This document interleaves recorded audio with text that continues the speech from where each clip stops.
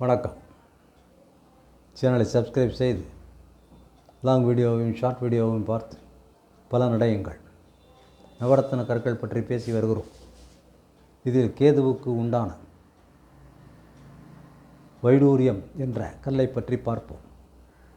வைடூரிய கல்லானது இடையில் ஒரு கோடு இருக்கும், வெள்ளை நிற கோடு.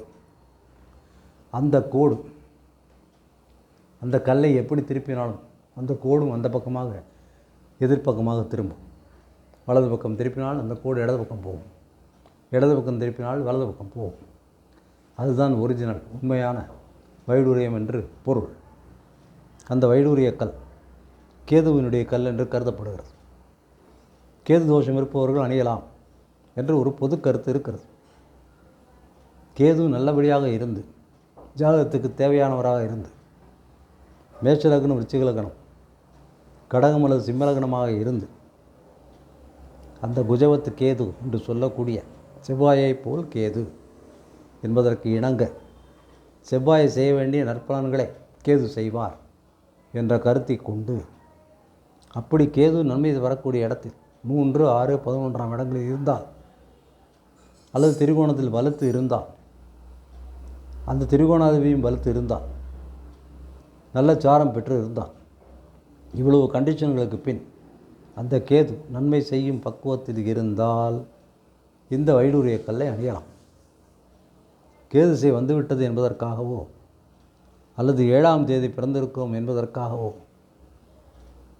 கேது லக்னத்தில் இருக்கிறார் என்பதற்காகவோ கேதுவின் கல்லான வைடூரியத்தை அணிந்தால் அது நன்மை தராது. பெரும்பாலும் எல்லா லக்னங்களுக்கும் கேது கெடுபலனையே தருவார். ராகுவை போல் கொடுப்பாரில்லை, கேதுவை போல் கெடுப்பாரில்லை என்பது உண்மை. கேது ஏன் கெடுக்கிறார் என்றால், அவரை கெடுத்துத்தான் அவருக்கு ஞானம் புகட்டுவார். தோல்வியில்தான் ஞானம் வரும் என்ற கருத்தில் அவர்களுக்கு தோல்வியை தருகிறார். கோடியில் ஒருவருக்கு நிறைய பணத்தையும் புகழையும் பதவியும் கொடுத்து ஞானத்தை கொடுப்பார். அது ரொம்ப அரிதானது. பொதுவாக கேது 12 லக்னங்களுக்கும் கெடுக்கவே செய்யும். சில சமயம் கடக சிம்ம லக்னங்களுக்கு ஒரு சுமாரான நன்மையை செய்யலாம். கேதுவினால் கெடுபலன்கள் அதிகமாக இருந்தால் கணபதியை வழிபட்டு விநாயகர் பாதத்தில் வைத்து வைடூரிய கல்லை சில நாட்கள் பரிசில் வைத்து பார்த்திருந்து நன்மை தந்தால், தீமைகள் குறைந்தால் மோதிரத்தில் கட்டி கொள்ளலாம். அது வெள்ளி மோதிரத்தில் தான் கட்ட வேண்டும். அப்போதுதான் அது பலன் தரும். யானை கயிறு கட்டுகிறேன், யானையினுடைய முடி கட்டுகிறேன் என்று கேதுனுடைய திசை வந்தவர்கள் கட்டுவார்கள். அதுவும் பெரும்பலன் தராது. கேது திசை வந்து கெடுபலன்கள் இருந்தால் விநாயகரை வணங்குவதால் மட்டும்தான் நன்மைகளை அடைய முடியும்.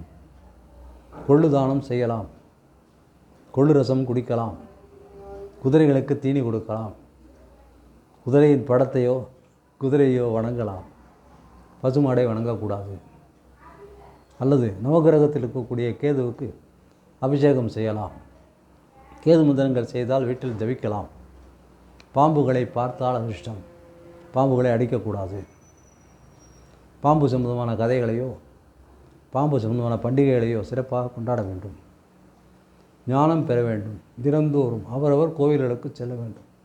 எந்த மதமாக இருந்தாலும் அந்த மதம் சம்பந்தப்பட்ட கோயில்களுக்கு அவசியம் செல்ல வேண்டும்.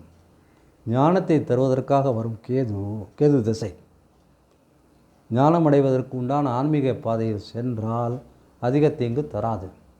எதிரான பாதையில் செல்லும்போது தீங்கு தரும். எனவே வைடூரிய கல்லை அவ்வளோ சுலபமாக எல்லோரும் அணிய முடியாது.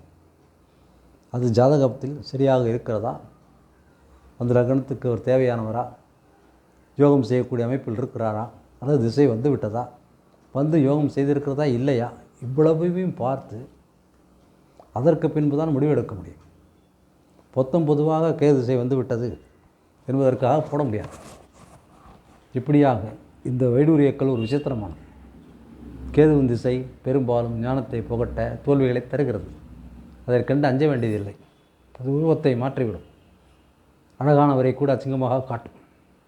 பெரும் வெற்றிகளை பெற்றவரையும் தோல்வியாக்கும். இது பின்வரும் சுக்கிர திசைக்கு தகுந்தபடி முன் இந்த கேது பல விளையாட்டுக்களை செய்து அவருக்கு ஞானத்தை புகட்டுவார். இதை கண்டு அஞ்ச தேவையில்லை. வயதானவர்களுக்கு கேது திசை வரும்போது விசித்திரமான வியாதிகள் வரும். என்ன வியாதி என்று கண்டுபிடிக்க முடியாமல் திணறுவார்கள். கேது திசை முடிந்தவுடன் அந்த வியாதி காணாமல் போயிடும்.